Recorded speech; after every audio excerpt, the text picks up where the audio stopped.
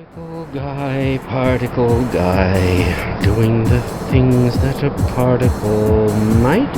What's he like? It's not important. My goodness! Command, maintain, heavy ass check over.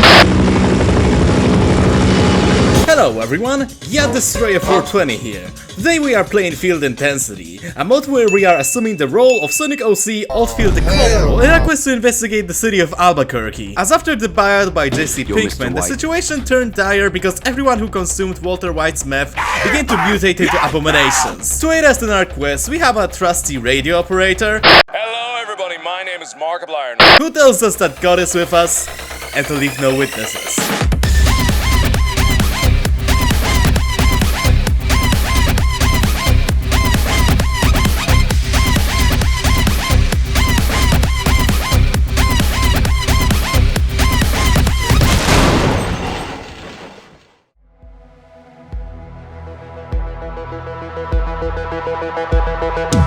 In our fighting, we see that mission brief was correct, as the city is overrun by furries, goombas, and those eldritch monsters that I have no idea how to call. Our objective is to find a way through the Gamma Male complex, and for that, we need the help of one of the scientists that is not a ferret or wears a matress, and for that we find... Sweet Neptune. Sulfur plushies are a powerful weapon, dealing damage by giving enemies a big suck, which is the only way we can get past that big blue Viking X room.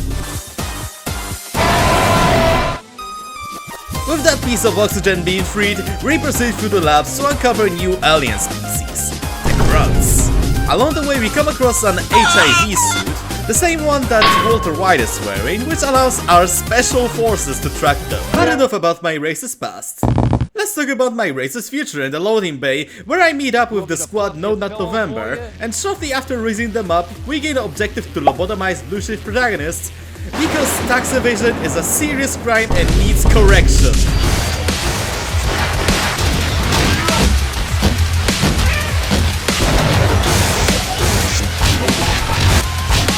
Slap a high five with G-Toilet before his 1.0 form and get into the testicle torsion in form of an on our railroad friends, which quickly transitions into a surface section where you are gangbanged by aliens left, right and center, and that singular security guard to commit some casual police brutality on us. Hello guys, welcome to Airport. Our offer is CBT with cuts and grunts, however, this isn't the main attraction of this place. As advertised by a dying soldier, That monster wiped out my squad. there's a...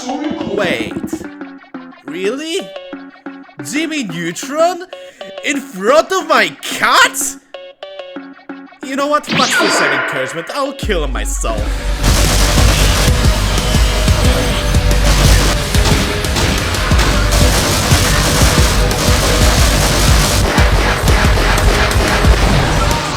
Ku Klux Klan! Oh no! Making our way out of the dungeon, we come into a horrific sight as Brazil comes to us. We're finally near our objective, we just have to wait until Engineer gets through that door. He's gonna do it. Eventually. Someday.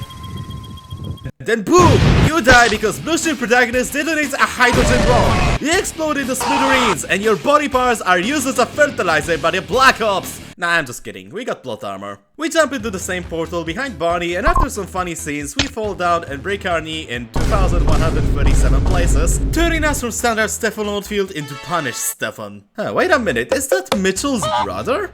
After 3 seconds of recovery, we are porkers, and our first course of action is to ignore the scientist who wants to give us a portable medkit, because just like any other average hot-blooded American, we are broke as fuck. About 3 rooms later, we get a flashlight, which means that you are no longer staring into the green sun every time you try to see something in the dark.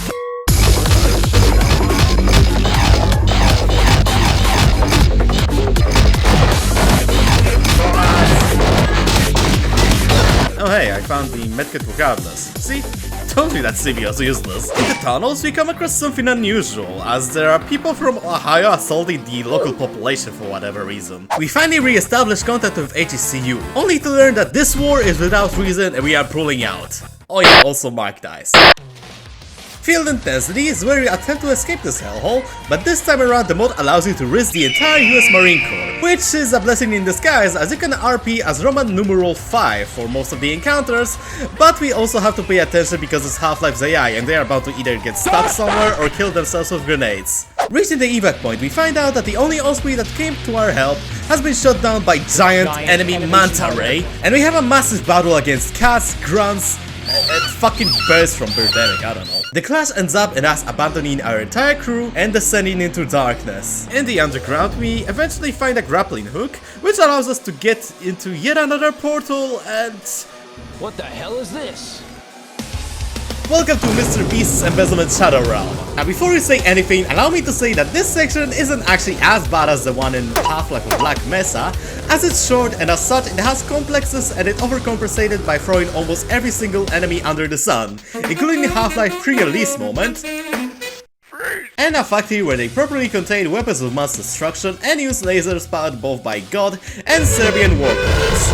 Out of the factory, we do some platforming, deal with infinitely regenerating mines, do even more platforming, and encounter Jimmy Neutron again. This time around, I just said go gadgets as soulful plushies and he died, so sorry, no montage this time around. Back on Earth, we learned that Mark is in fact still alive, although he's a bit If you're coming right now, let me see weird. it. Emerging out of the empty halls, we find that men in black are actually here to not only whack civilians, but also us, HCU. Which means only one and one thing only. We have to break through them.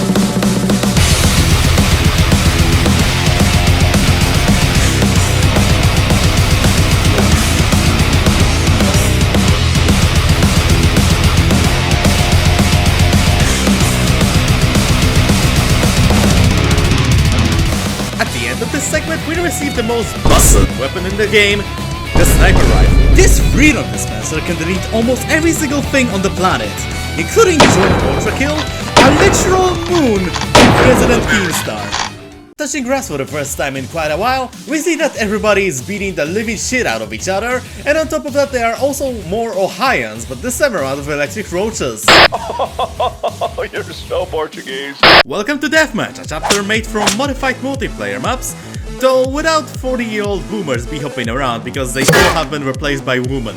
Chad, is it really possible for a racist girl and an HCU boy to be in a relationship? Welcome to Las Vegas. Outside of the usual lot, you'll also find one of the scientists who tells you that he'll get you out of this joint, but first, we need to get his reward at a local casino, because unlike 90% of the gamblers, he didn't quit before hitting big.